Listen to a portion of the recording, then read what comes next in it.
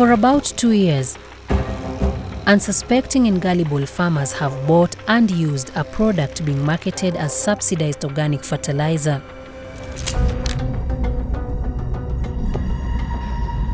I believed that it was organic because I've never seen organic fertilizer that is packed. But little did they know what it actually is. Lakini ukweli ni kwamba inachimbwa chini pale Kariandusi. Or its impact on their crop. Pale nilipanda nayo ilimea tu, haikuwa hata kumea. Lakini ilikuwa yellow. Na iko tu hapo, haikui. In this documentary, Africa Uncensored exposes what appears to be a grand scheme to reap from the fertilizer subsidy program. Na pengine mkisafirisha barabarani, mkwa mnasimamishwa na polisi? Tulikuwa tunawaambia tumetumwa na serikali. Hakuna venye wangetusimamisha. Unasema umetumwa na serikali? We have whistleblower accounts, scientific tests and documentation that leads right to the door of what may be the creators of possibly one of the country's most sinister plans to compromise Kenya's food security. Destination was NCPB. All of them, NCPB was the destination.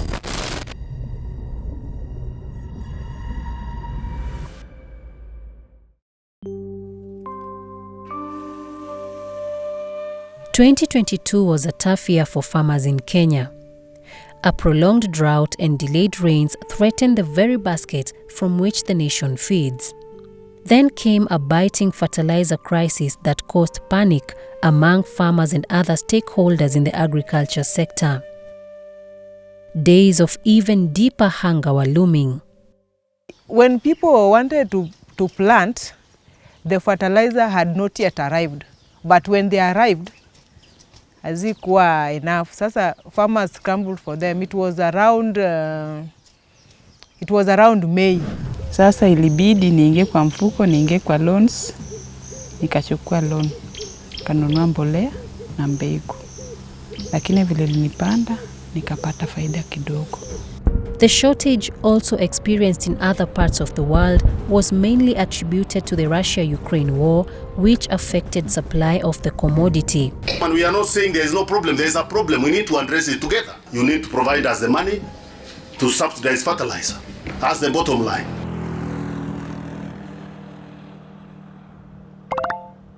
It was imperative that action was taken immediately to address the issue at hand.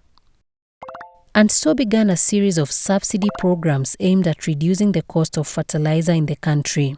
And my administration announced a 5 billion fertilizer subsidy program, which has reduced the cost of fertilizer from Kenya shillings 6,000 to an average of Kenya shillings 2,800.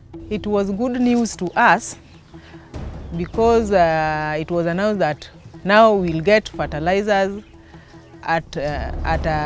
from a nearby store at a cheaper price. But practically, many farmers could not access the fertilizers because they were few. While this brought relief to farmers, it also set the stage for a clandestine deal between government and some so-called investors that would cost the same farmers it sought to cushion. Now, as subsidized fertilizers continue to be distributed to National Cereals and Produce Board depots across the country, farmers have been cautioned against purchasing fake consignments of the agricultural input. Agriculture experts warn that with the subsidy program, counterfeit products will increasingly find their way into the market. Niliitwa niende mizigo pale Kariandusi, pale kwa factory ya diatomite. Kariandusi, a sleepy settlement located in Nakuru County, about 120 kilometers from Nairobi and about 7.5 kilometers from Gilgil town. Also a famous prehistoric site, one of the main economic activities here is the mining of diatomite. But in this blue structure, tucked safely between bushland and grassland, something else is cooking, and this man, whom we will call Bob, can no longer keep silent. Ile conscience yangu inaniambia si vizuri kufanya biashara kama hii, lakini ni vizuri nilifanya ndio niambie ulimwengu kwamba kuna biashara inafanywa ambayo si halali. When Bob received a call about a transport job available at this facility in Kariandusi, he accepted it without question. Niliitiwa tu kazi na rafiki yangu kwamba kuna kazi imetokea, kama niko available na lori zangu ziende zipakie mzigo nizipeleke.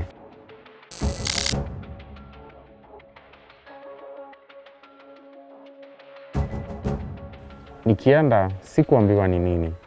Niliambiwa tu ni mzigo na nitapewa maagizo. Na nilipoangalia ilikuwa ni mbolea. Nikapakiwa na lori zangu zikawa tayari kwenda. Although Bob thought he had hit the jackpot, he quickly realized that it was a venture he could not bear with a clear conscience. Ilikuwa inachimbwa kwenye mchanga, pahali tambarare, kichakani. Acha niseme hivyo. Ilikuwa inachimbwa, inawekwa kwenye gunia, inashonwa, kisha inawekwa kwa lori. Bob's claims seemed stranger than fiction.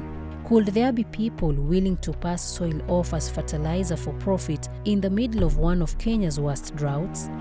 To confirm his claims, our crew member went undercover to this facility belonging to African Diatomite Industries Limited, posing as a worker. True to Bob's word, what we got on film was disturbing. The site is a hive of activity. These men are carrying what appears to be bags of earth scooped from this pit. Next to them is a weighing scale and a pile of bags waiting to be picked. Meanwhile, preparation for another batch of product is ongoing at this other corner. Inakaa kama jivu. Ni mchanga, inachimbwa tu chini, ni kama jivu. Inapitishwa kwa kichungi kama ile mchanga ya kupiga plasta. Alafu inapimwa hapo na mashini kwa hapo ya kushona. Na unaambiwa zile magunia utabeba.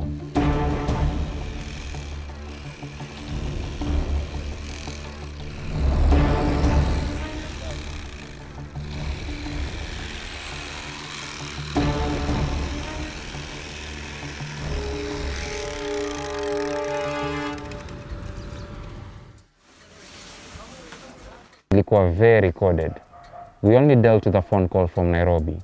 Hata wakati umewekewa mafuta, unaenda kwa petrol station, wewe unatuma till number. Within 5 minutes umewekewa mafuta. Within 2 minutes pesa inaingia. Unawekewa mafuta, unaenda.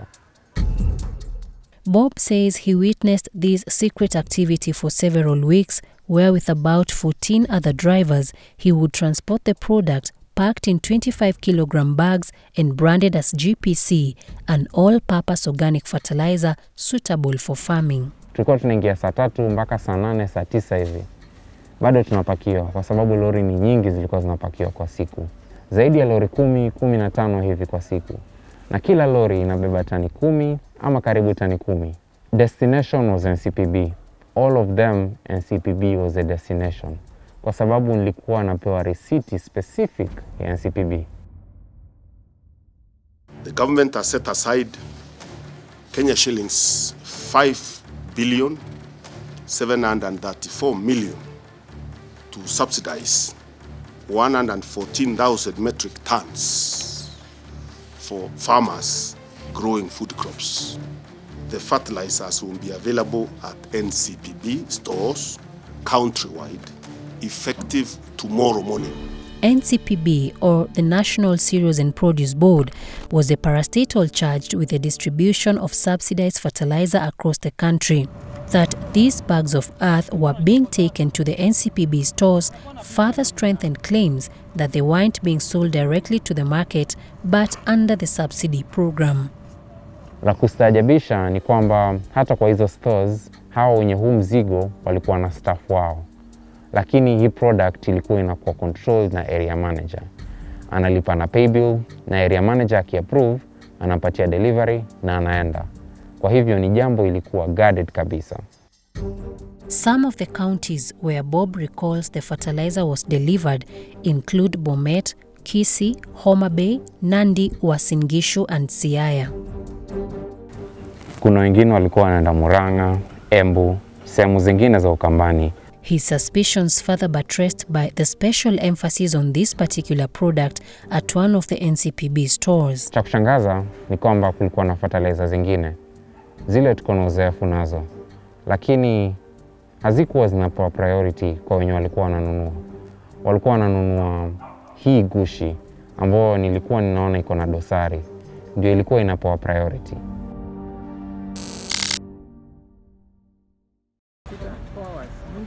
For over a year, Africa Uncensored has been investigating the circulation of GPC, a product purported to be subsidized organic fertilizer. We followed the distribution trail to confirm our whistleblowers' claims that the product is being sold at NCPB stores across the country.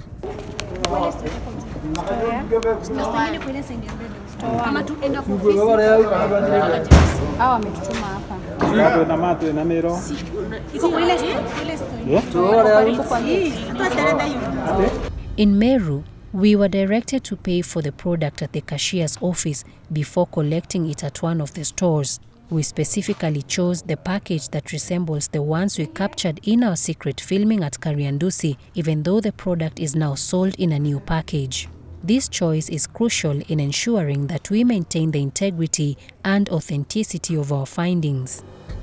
We also bought the fertilizer at NCPB stores in Sagana, Kirinyaga County in central Kenya, Tala in eastern Kenya, and Eldoret in Uasin Gishu County in Kenya's Rift Valley. A 25-kilogram bag of the fertilizer goes for 1,700 shillings. Chukua moja uende ujaribu. Ndio msho utapenda. Unajua kitu organic, unajua haitachoma mimea yako.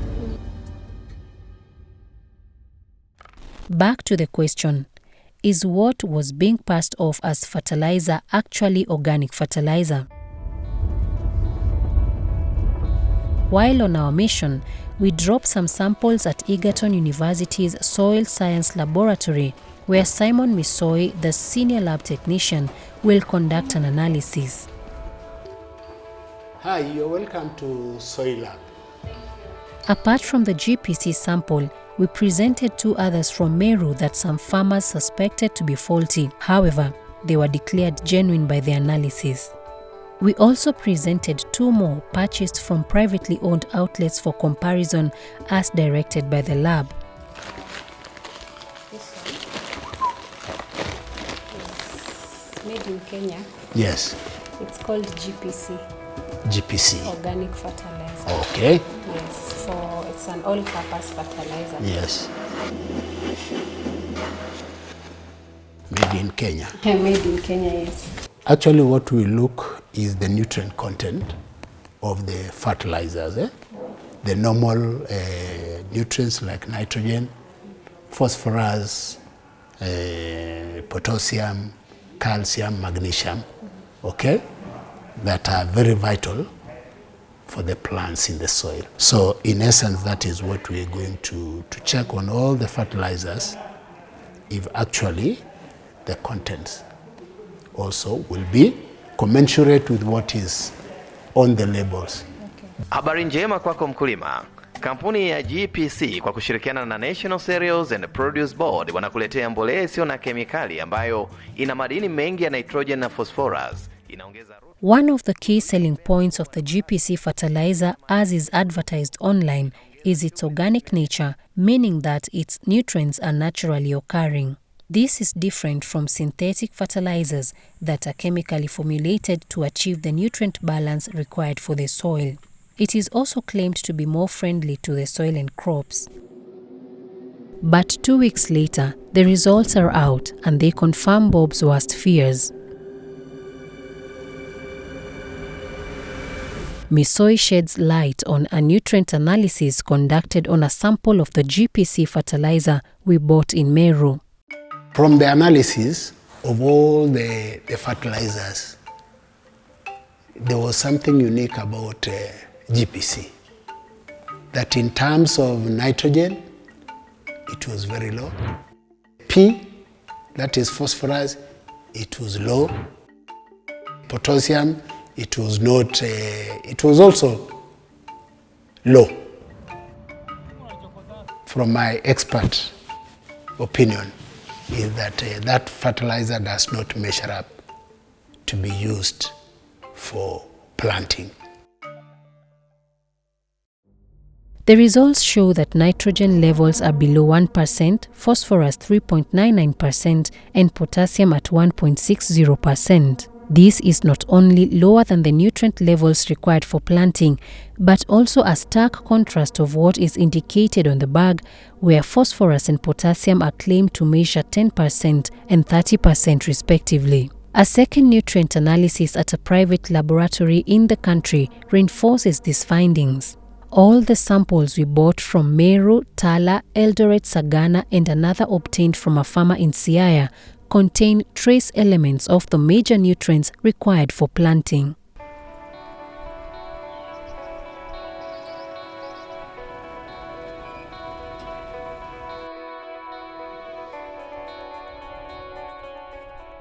David Ndegwa is an agronomist and commercial farmer based in Naromoru, Nyeri County.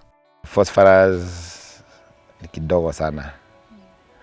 Let's see According to Ndegwa, the lack of nutrients also disqualifies the idea of cost effectiveness as is being sold by the makers of these products. You will find that some of the soil analysis are better than this. And you take soil there, it is richer in nutrients than what is here. Okay. So if this one is being sold, then I can put my soil in the bag and start selling. If you are a commercial farmer and you want to produce, let's say, from 30 bags of maize, it is most unlikely that you're going to get that from the same quantity of organic manure, because the nutrient level will be very low in organic fertilizer than from inorganic. And that's why it is advisable to use inorganic fertilizer to do commercial farming, and then leave organic fertilizers to do vegetables that are required in kitchen gardens and small quantities, because you need to use a lot, and then it becomes very expensive. Based on their observation and a manure compost analysis, both Ndegwa and Misoi conclude that GPC is also not an organic fertilizer. When we talk of organic, it means that that fertilizer is made from either plant or animal waste residue. And therefore, the color is not supposed to be purely white. Once you have the accredited laboratory results that are different from what is declared in the bag, I think that can be termed as criminal.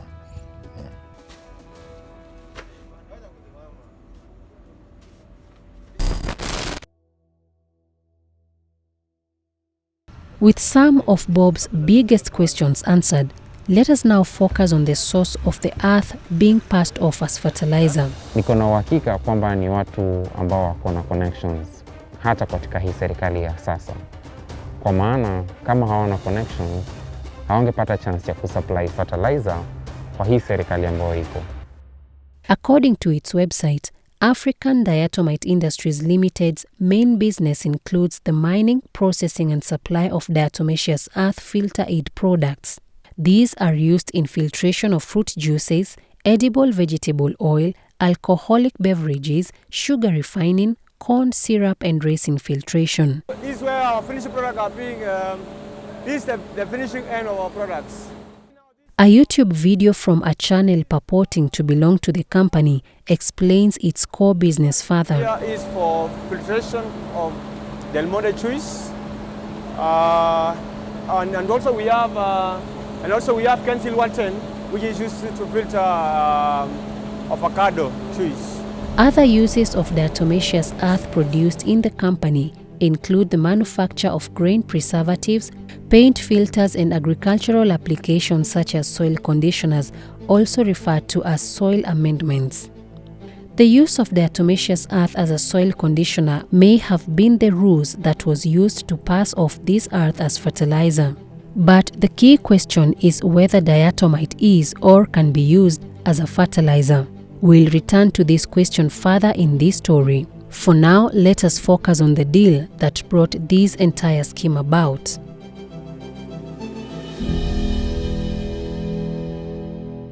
News about the introduction of GPC organic fertilizer into the market was first published by several digital platforms on diverse dates between March and April 2022. This was at the start of the country's first of two planting seasons and a period in which farmers across the country had expressed fear about the cost of fertilizer. It was also during the last few months of the Uhuru Kenyatta regime. This article describes a partnership between National Cereals and Produce Board (NCPB), 51 Capital through its subsidiary GPC Farm, and African Diatomite Industries Limited to supply affordable fertilizer for a period of 2 years. It was published on 31st March 2022, a day before the then Cabinet Secretary for Agriculture Peter Munya held a press briefing to announce the fertilizer subsidy program. The government has set aside Kenya shillings 5,734 million to subsidize. According to the article, the partnership between NCPB, African Diatomite Industries Limited and 51 Capital translated to millions of bags of the GPC fertilizer retailing at NCPB stores countrywide. A company registration search reveals the shareholding of African Diatomite Industries Limited, which includes Secretary Victoria Nthenya Muya, and companies Tradeworld Kenya Limited, Ruby Trust Limited and Sovereign Group Limited, listed as directors and shareholders, alongside Thomas Wenanga, Kennedy Kipruto Kulei and Joshua Chelelgo Kulei.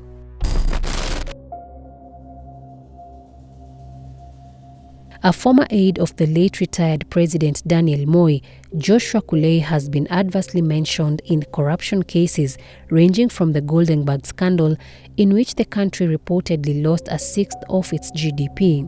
He is also linked to a land-grabbing case involving parcels belonging to the Moi International Airport, Mombasa. In 2009, Kulei was accused alongside the then Eldoret North Member of Parliament and Cabinet Minister William Ruto, former MP for Baringo Central Sami Mwaita, and 2 other firms over the illegal sale of a piece of land in Ngong Forest to Kenya Pipeline Company for 272 million shillings in 2001. They were later acquitted of the charges for lack of evidence. And just recently, Kulei and Kennedy Kipruto Kulei were accused before a Nakuru court of allegedly grabbing land worth 600 million shillings in Kabarak, Nakuru County. A similar search for 51 Capital and its subsidiary GPC Farm on the Registrar of Companies portal CR12 proved futile. However, a search through Aleph, a data platform created by the Organized Crime and Corruption Reporting Project OCCRP, reveals that its CEO is Joe Kariuki, a flamboyant but controversial businessman who seems to have a penchant for using online tabloids for publicity. Another search via Wayback Machine shows 51 Capital had a website between January 2021 and April 2022, around the same time the previous government announced the fertilizer subsidy program. The About Us page describes it as an organization keen on empowering the community through a CSR program dubbed Project You and I. It also lists products like PesaCoin, BoomCoin, One Child Coin, and 51 InvestCorp. Its Facebook page, also inactive since 2021, appears to suggest that 51 Capital's core business is cryptocurrency-related projects using PesaCoin as part of its education scholarships and loan plans. My name is Joe Kariuki from Candy and Candy Records. Kariuki was also the CEO and founder of Candy and Candy Records, responsible for various artists in Kenya and Tanzania, including the once popular Mr. Nice. He is alleged to have been jailed in Tanzania for 2 years following a case of fraud in 2017. He's the CEO of the Candy and Candy Group. Karibu sana Joe. Asante sana. Welcome to the show. Thank you so much. Fantastic stuff. In this morning show on K24 TV 3 years ago, Kariuki explains how he bounced back after his incarceration by investing in forex trading. He also mentions his past but unsuccessful ventures in the mining industry. I met a friend of mine he started teaching me forex trading. So I started learning, you know, here and there, you know, about forex, you know, money exchange, buying these, and the money I had, I started trading on forex. You know, after I have learned for a month or so, I started trading and I started making money. 2 years ago, through an online campaign on Twitter using hashtag #PesaCoinCult, Karaoke and his company 51 Capital were accused of running a cult-like cryptocurrency scheme that only recruited CEOs, wealthy businessmen, and politicians. So how did 51 Capital, a company that deals in cryptocurrency, start supplying fertilizer across the country? What is the connection between Joe Karaoke, Joshua Kulei, and the government? I've never seen somebody. Karaoke, which one is Karaoke? I've never heard this person. We don't deal with any fertilizer at all. That is the teacher's stories, which is. You can see the formula to success, GPC, and we don't have anything else. Yeah. And it's original plus. When you say original plus, you mean like anything which is more like a soil booster and all those kind of things. How did they secure a contract with NCPB to supply fertilizer? How much did they gain from the government subsidy program? And what is the impact of this dubious deal on farmers? In fact, they nicknamed it that this is chuodo. Kumanisha, it is not taking them anywhere. But those who went ahead and applied it, whatever they harvested was meager harvest. Whom do you complain to? We attempt to answer these questions in the second part of this story. Already since tumeuza around 800,000 bags. Now more than like 3,000 farmers.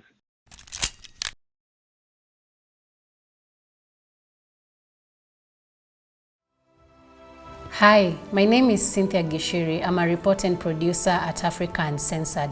Thank you for watching this video to this point. You are our #1 supporter and we value you. To maintain our independence and be able to bring you more in-depth and balanced pieces, we are asking for your financial support. You can do this by becoming a member on our channel or our patron on Patreon now and support our work. The link is on the screen or in the video description given below. You can also send us your support via M-Pesa directly, either on the screen or below. Thank you.